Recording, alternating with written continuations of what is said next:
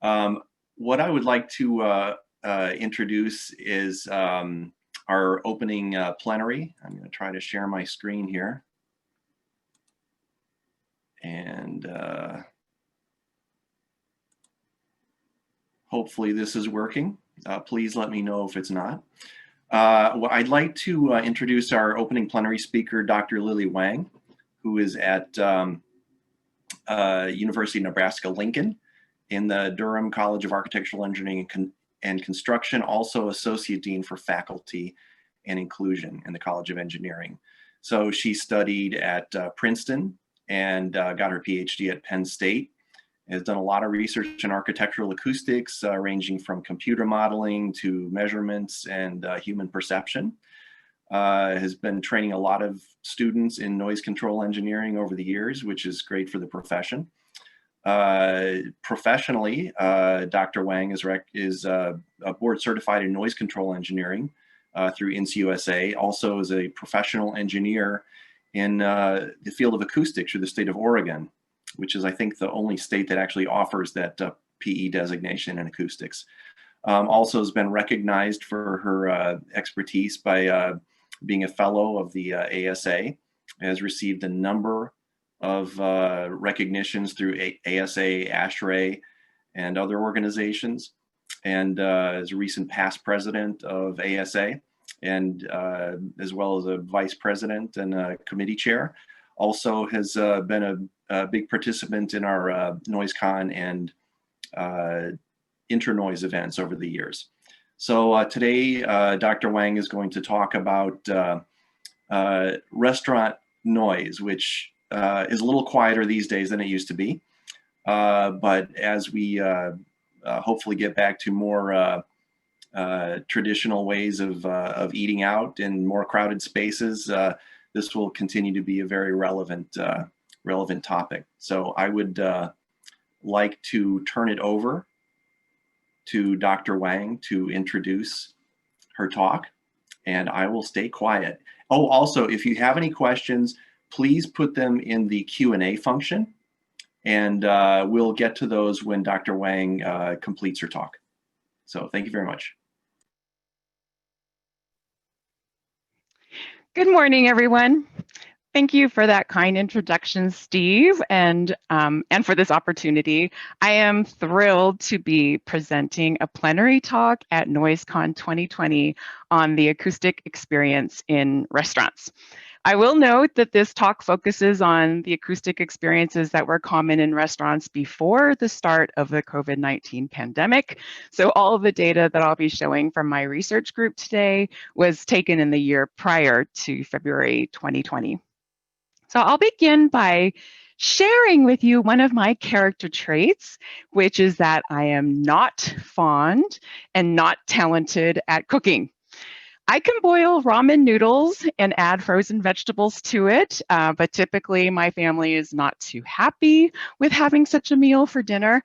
So I also enjoy good food, though, and I enjoy having someone else prepare that food for me. So before the COVID-19 pandemic began, my family and I would regularly go out to dine at restaurants, probably on average 3 nights a week. So I've been a faculty member in the College of Engineering at the University of Nebraska-Lincoln for over 20 years, and I've lived in Omaha, Nebraska that whole time. And Omaha has had a thriving restaurant scene pre-COVID-19. And so I've tried many various restaurants in that time, and I've also then developed quite a blacklist of local restaurants that I went to once, but then the noise there was so overwhelmingly bad that we never went back. So I'm curious to know, and unfortunately the chat feature isn't enabled, but maybe you could still type it in the Q&A. I'm just curious to know, and if any of you would be willing to share, if you have had at least one or more restaurants on your blacklist because of its bad acoustic conditions. Because I know this is NoiseCon 2020, it's likely that you do all have one. You don't have to name the restaurant unless you really want to. I promise I won't read the names loud and get us in any trouble. But I believe that this has been a common shared experience amongst all of us to have a very loud experience in restaurants. Well, the popular press has certainly discussed this topic of terrible restaurant noise throughout the years. And here are snips of 3 articles just from 2019 and 2020 that talk about the lamentable situation. You see a link to a Washington Post article. For those with hearing impairments, restaurant noise isn't just an irritation, it's discrimination. Then Eater also published one that talked about how we hope to see an end to the ear-splitting dining room.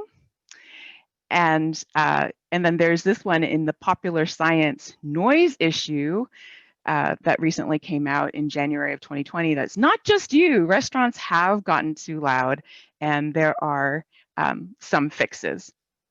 So it's been in the popular press, and these are only just a few from the past year or so, but we can actually track this for many years.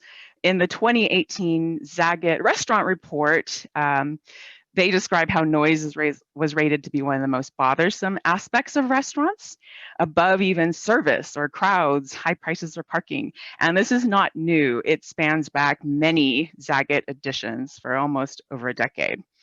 But to date, there are no guidelines or performance standards with regards to restaurant acoustics. There are in regards to other types of buildings, right? We are probably all familiar with ANSI S12.60, Classroom Acoustic Standard, which is really based on a performance standard of speech intelligibility. And then there's also ANSI S12.70, which is on healthcare facilities and doing a performance standard on speech privacy. But there's not anything like that for restaurants. Well, there have been a lot of researchers, though, that have been interested and have measured and observed restaurant acoustics through the years. Here's a listing of some of them. There's a great summary table in not this paper by To and Chung, but they have a POMA paper from 2017, and it has a great summary table that lists a lot of the previous measurements that were made. But I'm going to highlight the one that you see a table from. I had an opportunity to collaborate on. Greg Farber is the founder and developer of the Soundprint app, and that's a mobile phone app that easily measures and reports sound levels in restaurants in a crowdsourced fashion. So Farber developed the app because he lives in Manhattan, and as he has a hearing impairment, he found it difficult to identify restaurants in which he could comfortably communicate with his dining companions. So he developed this app, and it's free. Everybody should download it and use it. Let's spread the good word. And when he first started, he got a group of people in Manhattan to become ambassadors in a way and go across Manhattan to measure restaurants. So he gathered measurements from over 2,000 or about 2,000 restaurants in Manhattan. And this is the percentage of the restaurants in that group that had these measured sound levels. So you can see that almost 71% of those restaurants had sound levels that were reported through the Soundprint app of greater than 75 dBA. And that's a level that at which verbal communication does become difficult, and that's a problem that can be exacerbated for the approximately 14% of persons living in the United States who have a hearing impairment.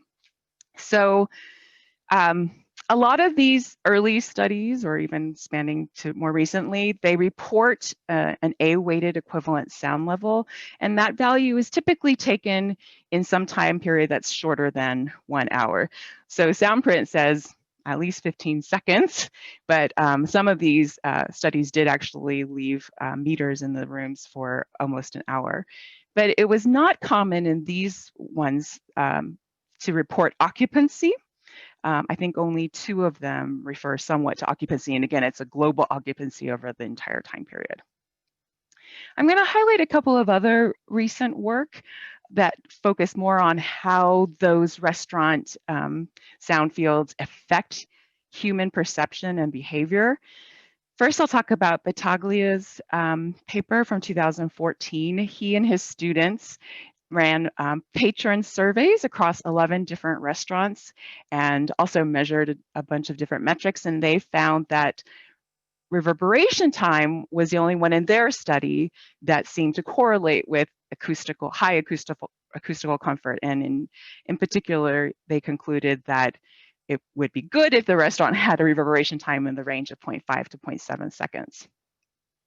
I also wanted to tell you about Culling's work in 2016. He made a realistic simulation of a sound field from a restaurant and played it virtually in the lab. And he used it to measure speech reception thresholds at which people could get 50% of speech intelligibility right on a sort of standardized test. So these are two things that we know are important. I think you could have guessed that too, that reverberation time in the restaurant's important. You know, how easy is it to understand speech? We need some kind of speech intelligibility idea. There is a paper by Wang et al. In 2017 that then also focused on dining styles, particularly because this study was done in Asia. So whether or not we shared a hot pot, or whether we shared many plates of food, or whether we all had our own dishes to eat. They also looked at crowd density and also the level of background music. And some of their conclusions that I wanted to pull out is that they did find that when there are 4 or more diners that were sitting at a table, the level of conversation would increase compared to when there were 3 or less. And their study showed that background music, at least at the levels that they were testing, did not seem to reduce the conversation that was happening. So that study was done in situ, in actual dining places. There's also been studies that have talked about how noise levels, when they increase in restaurants, that they correlate with decreased willingness to spend time and money at that restaurant. That was from Botolitko in 2018. And that they have increased noise levels also can impact how food tastes. In particular, it seems to suppress sweet and salty tastes, and highlights a number of others, different ones. It also appears to decrease food liking. That was a very recent paper that just came out, that as noise levels increase, people reported that they like their food less. So I've highlighted some things in red here just because if we're going to try to come up with some way to give guidance or help people with designing better restaurant conditions, these are some of the things that we might have to be thinking about. What is the reverberation time? How easy is it for people to communicate? How densely are they seating? Is there background music? What other noise sources might there be? So there have been people, researchers in the past, that have sought to put together a model to predict what noise levels would be in restaurants, but there's been a couple I'm going to talk about. They predict different things. They don't always decide on the same things to predict. To and Chung, this is their POMA paper in 2017 that I mentioned earlier with the Great Table. They actually tried to come up with a satisfaction model, an overall satisfaction model of the restaurant. And they had subjective ratings from patrons about what the patrons thought about assorted noise sources in the restaurant, physical attributes about the restaurant, how good the food and beverage was, and even how well the staff behaved. And so they made some statistical models that would show significant correlation to how people found the restaurant to be overall in terms of satisfaction. Lechese et al. Has a paper that came out, and they actually tried to predict that there would be some maximum number of talkers that should be talking in the restaurant in order to maintain a good speech intelligibility in a restaurant. And they used the useful versus disturbing sounds, some kind of ratio like that. They looked at acoustic absorption in the space, which of course affects reverberation time, and looked at average talker to listener distances. How closely are they spaced? In the Acoustics Today article that Roy and Seabine recently wrote, they talk about the fact that they think this should be some prediction for acoustic comfort, because coming up with a performance standard like we have for classrooms and healthcare facilities would be very difficult because there's such a wide range of dining venues and a wide range of reasons that we might go to such hospitality venues that it might be difficult to get the whole the whole community on board. So they suggest that another approach could instead be trying to come up with a classification system. So restaurants could be qualified in a range of classifications. They likened it to ski slopes, that there could be the double black diamond, where this is a really loud place and you should realize that you're going to be exposed to that, down to more mild ones. And I personally really like this idea. I do think this is the way that we should go. That and I think the Acoustical Society of America has at least started a working group that I think will follow up more on this. And I'll introduce one more predictive model, which I think is the one that resonates the best with me, which is Jens Holger Rindell. He has two papers that I highly recommend if you're interested in this topic that you look at. One is from 2010 and the other from 2019. The 2019 paper fleshes out even more, but he discusses in that one that perhaps what we should try to predict, or what he suggests we predict, is the quality of verbal communication. And that would be quantified in terms of the signal to noise ratio, that when the signal to noise ratio, the talker signal to the rest of the noise in the space, is -3 decibels, this is going to be some limit at which persons with normal hearing, it will start to be insufficient for good verbal communication. Whereas above -3 dB signal to noise ratio, you would have just sufficient, and it gets better as the signal to noise ratio increases. And for those with hearing impairments, we might actually say that it should actually even be 0 dB or higher rather than -3. So when he develops this model, he has a number of different metrics that are included. He does include room volume, reverberation time. Essentially, this is getting at that absorption, average absorption in the room. Talker listener distance is an important quantity. He also fleshes out in the 2010 paper a prediction model for what the ambient noise level is in the restaurant. And that is tied to how many people are talking in the restaurant that you don't want to hear, including yourself, I guess, that you do want to hear or want to be communicating with your dining companions. And so there's a number in his work where he talks about group size, how many people are at a table dining all together, because that group size does influence how many of the people are talking. Because if I'm sitting in a group of 4, it's likely that only one of us is talking at a time. But if we start to get to groups of 18, maybe one person is talking to a group of 6 at a time. And you can see how also the seating arrangements could impact that, how many seats there are, how dense it is. So another metric that should be included in there then is the number of seats in that restaurant and how occupied they are, like a percent occupancy. In the 2019 paper, Rindell actually does suggest classifications for restaurants. And I've snipped this photo from his paper, and there's a link there if anybody wants to download it right now.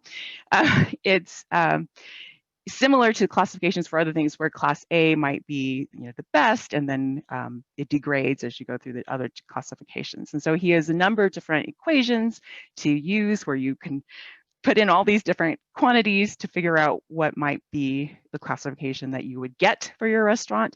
He does also talk more about the influence of background music, both background and foreground music. I don't have enough time to present it all that here. And I do want to encourage you all to, if you're interested in this topic, that Stewart and Bridger will be presenting a paper at the upcoming ASA Acoustics Virtually Everywhere conference, where they discuss modifications that they're suggesting to some of Rindell's work. Okay, so that's previous work. My goal then, and the work I'm about to show you now, is that I do feel like we could gain better understanding of restaurant soundscapes. And with that data, we could, if we get data that gives us better understanding, we could use that to validate and potentially improve these predictive models so that we can use it to inform the development of a restaurant acoustics classification. And so some of the items that you've seen I've already covered, we need data on architectural form. We need data on what the building materials are, their absorptive properties. What are the seating arrangements? How dense is it? What's the occupancy like, and what are other noise sources and that are contributing to ambient noise levels. So my strategy with our research group here was to do something similar to what we had been doing in classrooms. We had been already logging sound levels in many, many classrooms and learning a lot of interesting things about that. And so I thought, wouldn't it be nice if we could take that and bring it over to the restaurant acoustics domain. So that's what our goal was. The strategy was we were going to conduct a comprehensive campaign to log sound levels in restaurants as occupancy increases and then as it decreases so that we could get a better understanding while also understanding all of these other aspects. So to date, we have measured 5 restaurants in the local area. Here are photos of them. I'm not going to give their names, but these are all, I like all of these restaurants, I will say. And I'm just going to show some tables of the data that actually, before I show that, I'll talk about the measurements we made. So we did make some measurements in unoccupied conditions, usually before a restaurant would open. For lunch or dinner, we'd go in and just take down general information. Its size, the layout, what seating types there are, what kind of noise sources might we expect. We usually use a type 1 sound level meter to record at least some unoccupied noise levels in the space that mostly did have mechanical systems on, and if the kitchen's open, then usually we would hear the prep work in the kitchen, and if they played music, oftentimes we would hear the music too. And we also used a sine sweep method to measure reverberation time in the spaces. So then we deployed devices to gather what things were like in the occupied condition. We were logging a time history of the sound levels, and typically we were aiming to have at least 2 hours of data. We would leave some type 2 sound level meters in the restaurant, as well as a number of dosimeters, and those were all logging data at 10-second intervals. And we would distribute them throughout the restaurant in as out-of-the-way locations as we could, but while still getting relatively reasonable data for the space. So that was for this recording the sound levels, but at the same time, we needed to know occupancy. We want to know occupancy because that does impact the sound levels. So we used thermal cameras that were attached to mobile phone devices, essentially. So we would leave these devices and in a place that we could try to capture a full view of the restaurant. And they were videoing in time lapse and capturing an image every 10 seconds. So you can see 2 images, this one from restaurant 1, this one from restaurant 2. And this was great because using a thermal imaging camera, we have non-identifiable information, and we're able to get institutional review board approval that this was not research that involved any sort of personal identifiable information. Plus, another sort of interesting tidbit is that since restaurants in general are considered public places, when somebody goes to a restaurant, they sort of realize they're going to a public place. That's also why we didn't have to get everyone to sign off as they come into the restaurant that this was being done. Here's a floor plan of one of the restaurants. This one's restaurant 3, just to give you a sense of how we might locate the various logging sound devices and the logging occupancy thermal imaging sensor. So this is the entry to the restaurant. And we did often find that we could find ways to hang these dosimeters and sound level meters using Velcro straps. In other devices, the team was very, they thought broadly about how we could mount these things in a safe but distributed way to get a range of what the levels were like in a restaurant. This one here actually was on a lamp in this restaurant, that there happened to be a lamp in the middle by some couches, I think, so we managed to Velcro one to the lamp there. And we have similar plots for the others. This is the table with some of the information from the restaurant, so you can get a sense of what we have already measured. The volumes ranged from 180 cubic meters to as much as 800 cubic meters, and their seating capacities were like from 50 to 100. They did have different seating types. Most of them had, all of them had tables, but some had booths, some had a bar. This one with the couches also had high top tables, so they actually had 4 different types of seating arrangements in there. And then we did measure reverb times from the impulse. We extrapolated them from the impulse response, the T20 values, and I'm just showing the ones in the 1000 hertz octave band. But they range from as low as 1 second all the way up to 1.84. There were different numbers of positions of the recording devices. So I'm just showing here that they did vary between the different restaurants. And also we note that there were already known to be some other noise sources in the restaurant we made out of them. This one had a TV on. These all played background music. Some of them also had openings to the kitchen. This graph shows you what we have time on the x-axis and the A-weighted equivalent sound levels measured every 10 seconds in that time history. And so you can just see this is the one where we had 6 measurement devices, so 6 lines here. But what we would do often in order to start looking at some other metrics to describe this particular restaurant is we would log average those to come up with some average data over that time period. Okay, so when I have that averaged over the 6 meters, we could then calculate the mean of that data over time and the standard deviation of that data over the time.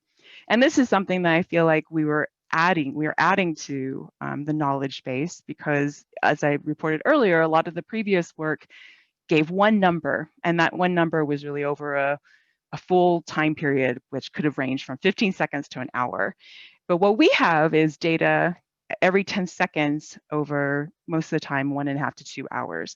And so this gives us can give us more information about how was sound varying in these restaurants. So you can see that restaurant 1, 4, and 5, actually the average of that average line is lower than 70, but then restaurant 2 and 3 were up closer to 77, and there were some standard deviations, depending as occupancy changed and stuff. All these standard deviations that we calculated from the data are less than 5.1. So another way to look at this data is to look at statistical levels.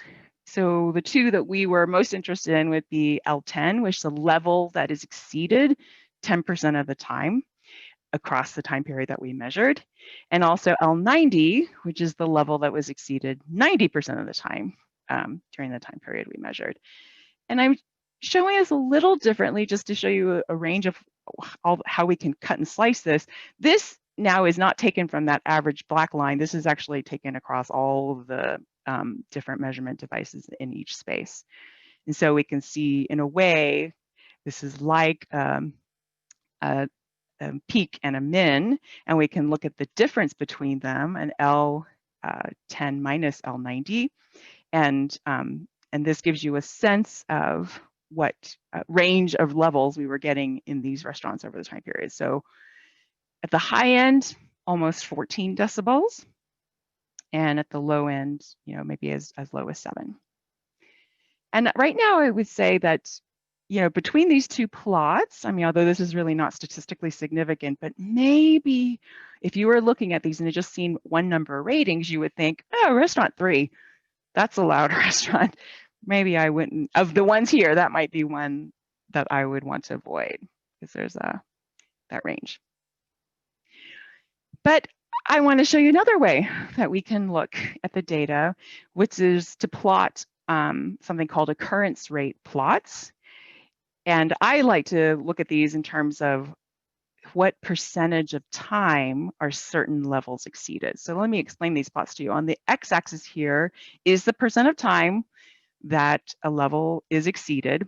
So for restaurant 1, this level of 63 dBA was exceeded 100% of the time that that we logged data in the restaurant, and it exceeded 72 or 71 dBA 0% of the time. So it kind of gives you this sense of, again, like just a little more insight into what's happening over time during this experience that people have in the restaurants. Now, this one was interesting that we didn't have great occupancy. This was a lunchtime measurement.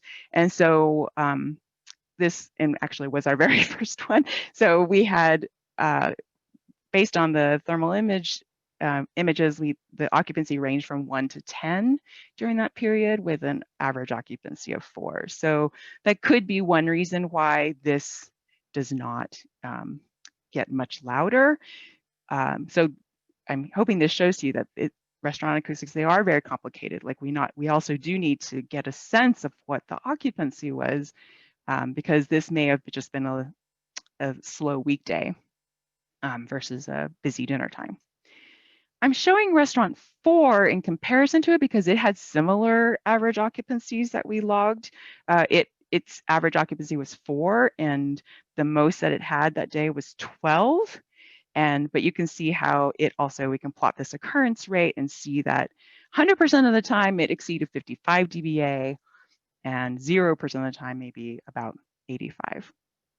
But what I'd like to do is put dots on it, that we could define a specific level, right? And then look at the restaurant and say, how often did it exceed that specific level? And one that I might propose here is 70 dBA. So this restaurant exceeded 70 dBA none of the time. And this one, maybe 3% of the time. And so this is a metric that I'd like to see if we might be able to work into some classification, because it perhaps goes above just an average sound level over a time period. Here, let me show you 2 other ones. Oh, sorry, this one also. This restaurant 5 has similar occupancy of 4.8. It had a higher range, but if we look at its 70 points, it's exceeding 70 dBA about 10% of the time. But our 2 busiest, remember, were restaurants 2 and 3. And so here are their occurrence rate plots. And you can see this one had an average occupancy of 16 over the time period recorded. This one, an average occupancy of 18, but a max of 23 in restaurant 2 and a max of 47 in restaurant 3. And we can see now that restaurant 2, if I used, again, that percent of time that the restaurant exceeded 70, restaurant 2 exceeded 70 100% of the time. And I actually do think that's the music that they were playing in there. Whereas restaurant 3, which had a slightly higher LEQ value, and other metrics are kind of saying, that maybe restaurant 3, but here it exceeds 70 dBA 90% of the time. So there were times when it did not exceed it. So I just think this metric, the percent of time that levels exceed something, and I'm just showing 70 dBA for the 5 restaurants we've managed to log so far, perhaps it should be 75, since remember that was the cutoff that Farber had shown in his table, that above that is actually when we do start to get those signal to noise ratios that are maybe minus 3 dB, or depending on how loud one talks. All right. We also wanted to see how well our measured sound levels correlated to the logged occupancy. We think they should go hand in hand. And so I'm just showing you some plots that we created where the blue lines, this is time on all the x-axes, and the metrics are normalized so that we can, because the occupancies might be 0 to 4, but the sound levels are 65 to 70 or whatever. So they're normalized so that we can kind of see them drawn on the same y-axis. But you can see generally these look pretty good. Blue lines being the logged sound levels, and the maroon lines being the logged occupancy counts. I also have them for slightly different looking, but for restaurants 4 and 5, that in general, we even did some statistical analyses on that occupancy and sound levels do seem to correlate well in our data set. And so the the final part that I want to discuss is about Rendell's predictive model that I introduced at the beginning. This is the formula. It actually was introduced in his 2011, 2010 paper. And it is an equation where he tries to predict what the sound levels, the ambient sound levels will be in the restaurant, given some equivalent absorption area in the restaurant and the number of persons that are talking simultaneously. So there's more details about those formulas because the absorption in the room is due to materials, but also due to people. So the number of persons, as well as the absorption that each person has. And the number of speakers, he characterizes as the number of occupants in the restaurant. But then here's that, that metric group size, which is how many, like, so maybe there are 100 people, but if they're in an average group size of 4, then we might expect that only 25 people are talking at the same time. So our data, we've logged all this data for these 5 restaurants. We have reverberation time. Now it is unoccupied, so it does not actually include this term of the persons, but we, oh, sorry, the reverberation time is here. And then we used an average acceptable value for absorption per person to 0.35. We have the number of occupants that's logged, we measure the volume, and group size is the tricky thing. We really had to estimate it. In some sense, we tried different numbers to see, because we did not, I probably should have mentioned that when we counted people from the thermal imaging cameras, at this point, we were counting them manually. So kudos to my undergraduate researchers who spent time on this, and thank them very much for their work. So we just had them work with occupancy, and we did not actually try to ask them to do group size. So this right now is an estimate that we worked on. And here are some plots for the different restaurants. This is 1, 2, and 3. You can see the measured, this time on the x-axis, sound levels that were recorded on the y-axis, and blue is what we logged, and the maroon line again, or pink line, is what is predicted through Rendell's equation. And what we found was that we did have an issue sometimes with the fact that our background music was really quite in the foreground, and that is not automatically predicted in this equation that I just showed that Rendell introduced in his earlier paper. He does discuss it more in his later paper. So if we accommodate for that a little bit, we can see that the predictions do seem to line up fairly well, at least give you a sense of what you might expect in those restaurants. And here's the data for the more recent ones, restaurant 4 and 5, again, time measured versus predicted. So in general, we find that Rendell's predictions and our sound levels correlated well. So let me summarize what I've shown you today. And I haven't been keeping an eye on the Q&A, but we'll get to that shortly. So the data that we've gathered to date, I feel like it does provide us insight on how these sound fields in restaurants can vary, rather than just some one number metrics or some average values of occupancy or anything like any such things like that.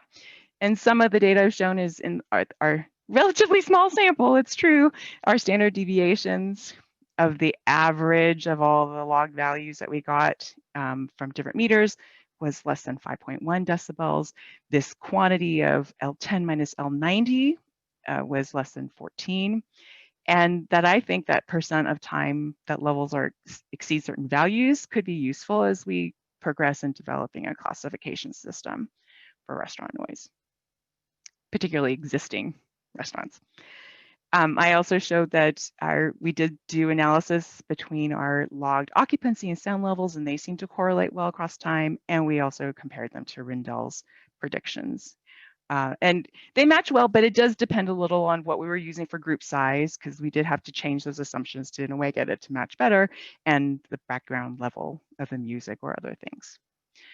So we have grand plans. We had identified 17 additional restaurants as of January 2020 and planned to make measurements of all of them. And our research team really wanted to get to be at the same numbers as we had for our classroom study. Our classroom study did 220 classrooms. I really would like to get to that level too, but that was before COVID, so it's pre-COVID. So we've been using this time instead to consider how we can refine our methodology. One thing we'd like to do is, why did we only do 2 hours? It's because the thermal cameras on the mobile devices ran out of power. We could not keep them powered beyond that. We struggled with that. So we've been exploring different ways of how to use different thermal imaging cameras or external batteries. So we're working on a methodology that can acquire data over a longer period of time so that we could deploy it before dinner starts at 5 and then come back at 10 and have a much longer range. So improved thermal camera deployment. I've also identified colleagues at my university that can help us to automate the counts of occupancy using image processing algorithms. And I'm hoping that they will also be able to help us with the estimation of group size. We can do some machine learning on those images. We do have a type 2 sound level meter that can record octave band data. And we have started deploying that in some of the more recent restaurants and not in the earlier restaurants. And so we believe that we could add analysis of octave bands to this and understand a little bit even more what might be happening during this acoustic experience in restaurants. And finally, it is our goal to include subjective assessments of the restaurant patrons. That, of course, does involve institutional review board and things like that. Although we were also thinking we might be able to partner again with Soundprint and maybe at least encourage that on the night that we're logging values, we could give all restaurant patrons a little note and say, hey, help us by using Soundprint. And so we might get some data that way. And I'm very pleased because the Institute of Noise Control Engineering has awarded one of the undergraduate students I work with an undergraduate student award to help us develop that part. So thank you to INS. That is the end of my conversation, of my presentation. So thank you very much. And I want to acknowledge members of my students who have worked on this over the past few years: Jared Payne, Kieran Smith, Joshua Palakapilli, and Tori Anderson. Thank them very much for their hard work. And thank you very much. Hey, Lily, thank you very much. Fascinating talk. I really appreciate hearing about this.